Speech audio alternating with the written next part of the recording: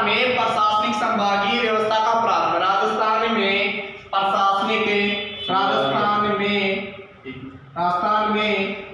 प्रशासनिक संभागीय व्यवस्था का प्रारंभ। प्रशासनिक संभागीय व्यवस्था का प्रारंभ। राजस्थान में प्रशासनिक संभागीय व्यवस्था का प्रारंभ 1949 में किया गया। कब किया गया? 1949 में किया गया। 1949 में हीरालाल शास्त्री के द्वारा किया गया। यानी हम पढ़ रहे हैं राजस्थान में प्रशासनिक व्यवस्था का प्रारंभ, यानी राजस्थान में प्रशासनिक संभागीय व्यवस्था का प्रारंभ कब हुआ? राजस्थान में प्रशासनिक संभागीय व्यवस्था का प्रारंभ 1949 में। कब? 1949 में हीरालाल शास्त्री के द्वारा किया गया। किनके द्वारा किया गया भैया? हीरालाल शास्त्री के द्वारा प्रशासनिक संभागीय व्यवस्था को प्रारंभ किया गया। कौन था भैया?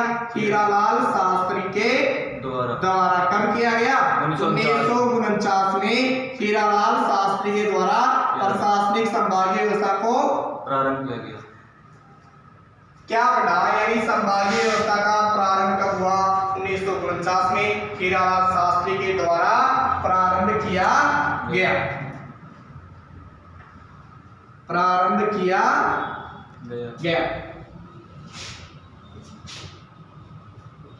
फिर आगे पढ़ेंगे। ये तो हो गया प्रशासनिक संभागीय व्यवस्था का प्रारंभ किनके द्वारा किया गया? हीरालाल शास्त्री के द्वारा। फिर पढ़ेंगे प्रारंभ में बनाए गए संभाग कितने थे? 5। प्रारंभ में बनाए गए संभाग। प्रारंभ में बनाए गए संभाग यानी शुरू में बनाए गए कितने संभाग थे? 5 संभाग थे। प्रारंभ में बनाए गए संभाग कितने थे? 5 संभाग थे। फिर देखो अप्रैल 1962 में, यानी अप्रैल 1962 में मोहनलाल सुखाड़िया जी आते हैं। उन्होंने संभागीय व्यवस्था को क्या कर दिया? समाप्त कर दिया। तो आगे देखो अप्रैल 1962 में मोहनलाल सुखाड़िया के द्वारा। किनके द्वारा? अप्रैल 1962 में मोहनलाल सुखाड़िया के द्वारा। किनके द्वारा? मोहनलाल सुखाड़िया के द्वारा। मोहनलाल सुखाड़िया के द्वारा संभागीय व्यवस्था को क्या कर दिया गया भैया? संभागीय व्यवस्था को समाप्त कर दिया गया। संभागीय व्यवस्था को समाप्त कर दिया गया। संभागीय व्यवस्था को समाप्त कर दिया गया। समाप्त कर दिया गया। आगे देखो, यानी इसमें क्या हुआ?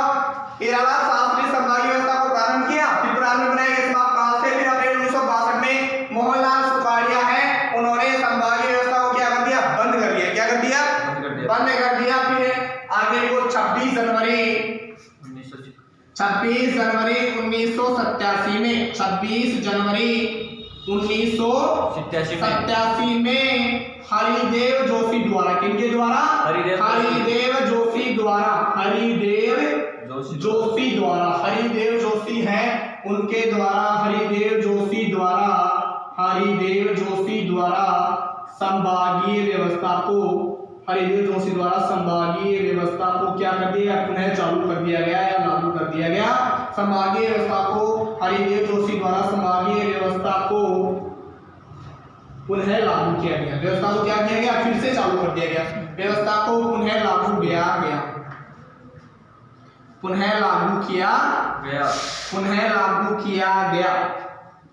फिर क्या हुआ?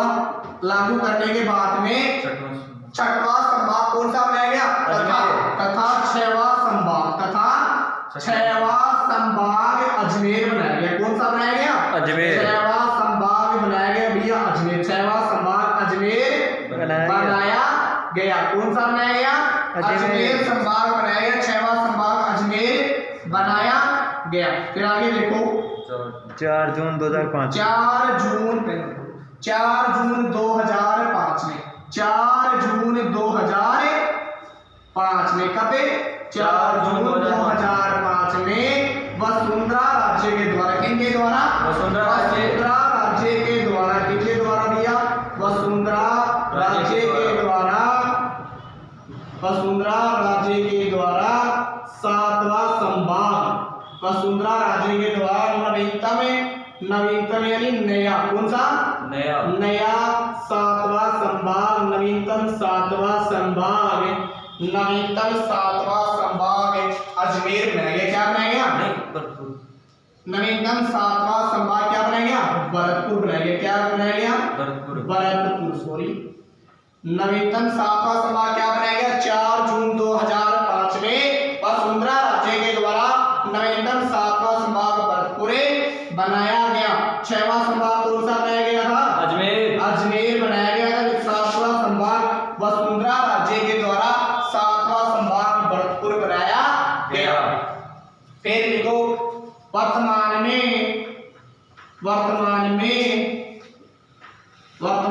राजस्थान में कितने संभाग हैं? 7। वर्तमान में राजस्थान में 7 संभाग है। कितने संभाग है? 7 संभाग है। राजस्थान में कितने संभाग है भैया?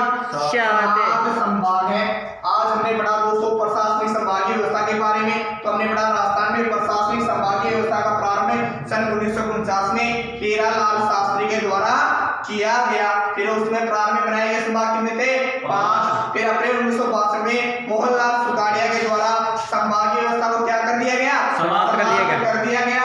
फिर 26 जनवरी 1987 में हरिदेव जोशी के द्वारा संभागीय व्यवस्था को पुनः लागू किया गया। और 6वां संभाग कौन सा बनाया गया? अजमेर 6वां संभाग बनाया गया।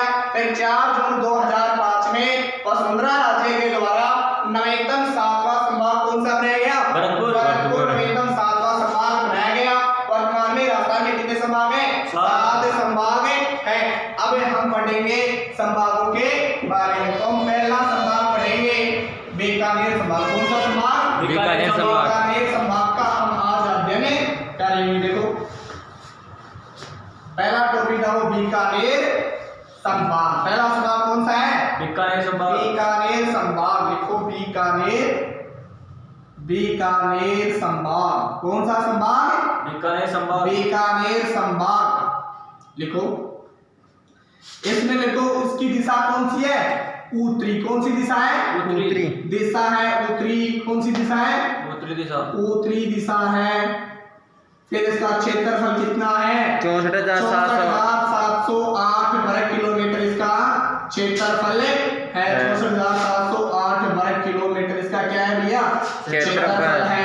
फिर इसके जिले लिखेंगे भाई कौन कौन से जिले आते हैं बीकानेर संभाग में, कौन कौन से जिले आते हैं। तो इनकी ट्रिक है बिग चूहा। कौन सी ट्रिक है? बिग चूहा। ये है। इस ट्रिक के माध्यम से हम बीकानेर संभाग में आने वाले जिलों के बारे में पता चल जाएगा। देखो बिग से क्या बन गया? बी से क्या बन गया? बीकानेर। क्या बन गया? बीकानेर। कैसे बन गया? गंगानगर। क्या बन गया? गंगानगर। फिर चू से बन गया? चूरू।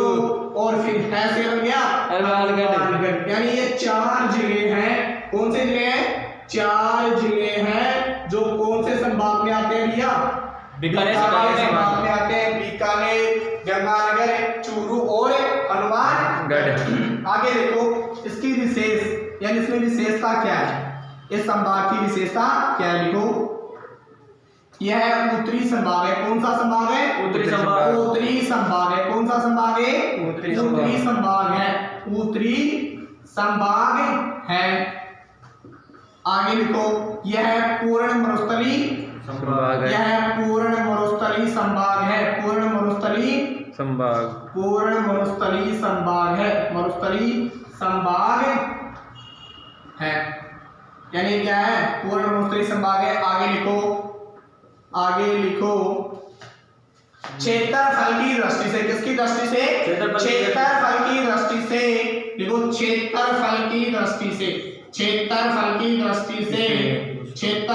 दृष्टि से दूसरा सबसे बड़ा संभाग है।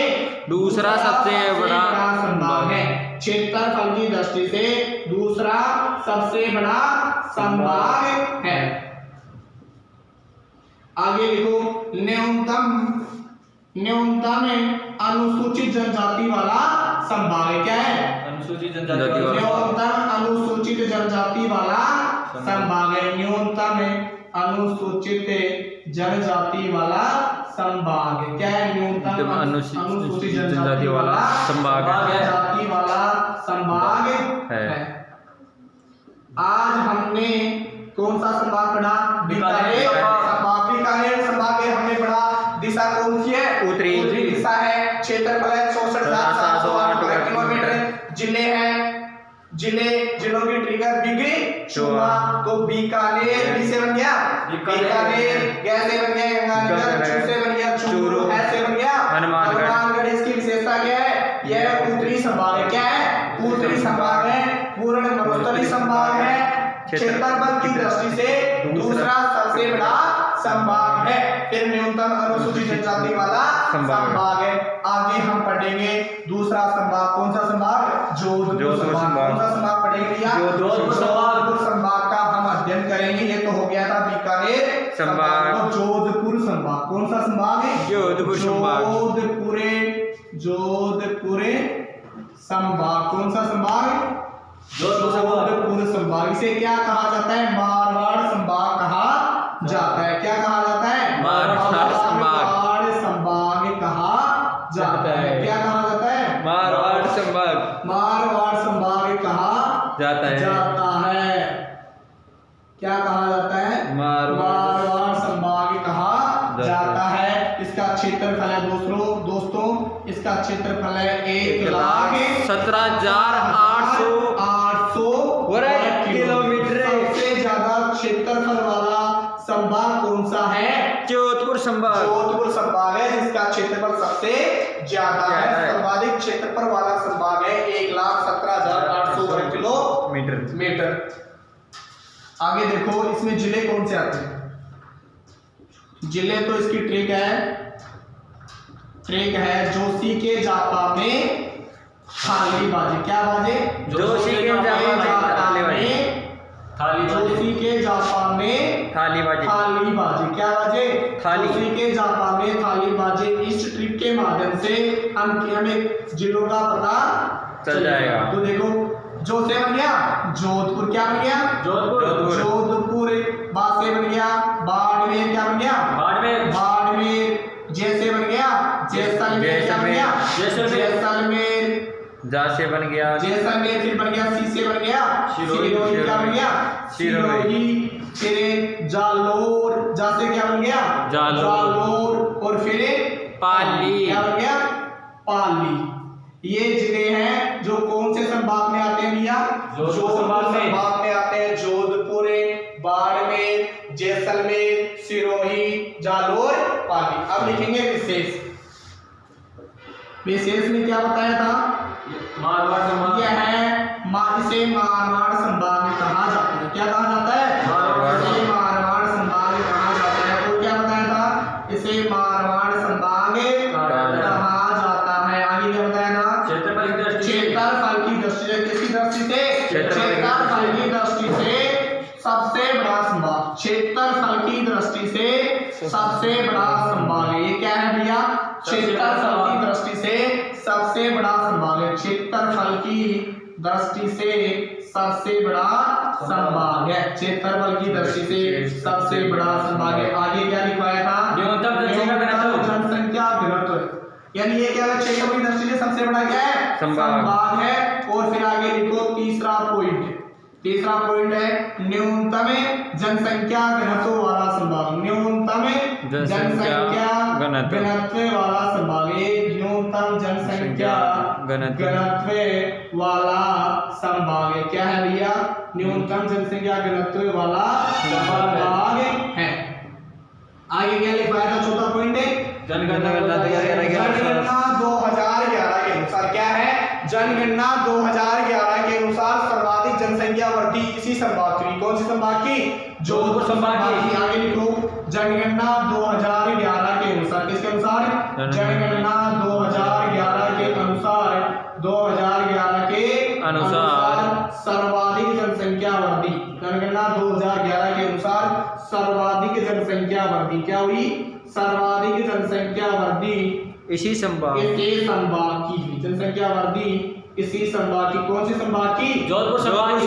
संभाग की। यानी जनगणना 2011 के अनुसार सर्वाधिक जनसंख्या वृद्धि है वो जोधपुर संभाग की हुई। तो हमने लिखा जनगणना 2011 के अनुसार सर्वाधिक जनसंख्या वृद्धि इसी संभाग की हुई। कौन से संभाग की?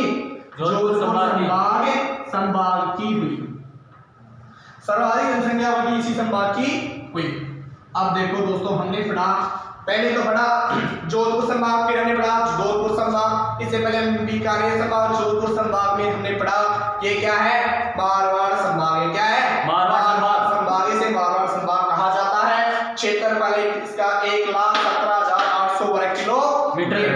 फिर हम ट्रिक के माध्यम से ऐसे संभाग में कौन कौन से जिले आते हैं उनका अध्ययन करेंगे। तो हमारी ट्रिक है जोशी के चापाने थाली, जो से बन गया जोधपुर, बा से बन गया बाड़े, जे से बन गया जैसलमेर, सी से बन गया सिरोही, जा से बन गया जालौर, पा से बन गया पाली। फिर इसमें विशेषता क्या है जोधपुर संभाग की? हमने पढ़ा इसे मारवाड़ संभाग में कहा जाता है। क्या कहा जाता है? मारवाड़ संभाग कहा जाता है। और क्षेत्रफल की दृष्टि से, किसकी दृष्टि से? क्षेत्रफल की दृष्टि से सबसे बड़ा क्या है? संभाग है। न्यूनतम जनसंख्या घनत्व वाला संभाग है। सबसे न्यूनतम जनसंख्या घनत्व कितना है इसका? 129 प्रति वर्ग किलोमीटर। कितना है? 129 प्रति वर्ग किलोमीटर। ये क्या है इसका? न्यूनतम जनसंख्या घनत्व। फिर हमने पढ़ा जनगणना 2011 के अनुसार सर्वाधिक जनसंख्या वृद्धि किस संभाग की हुई? जोधपुर संभाग की हुई। आगे बच्चे संभाग हैं उनका अध्ययन करेंगे हम अगली क्लास में।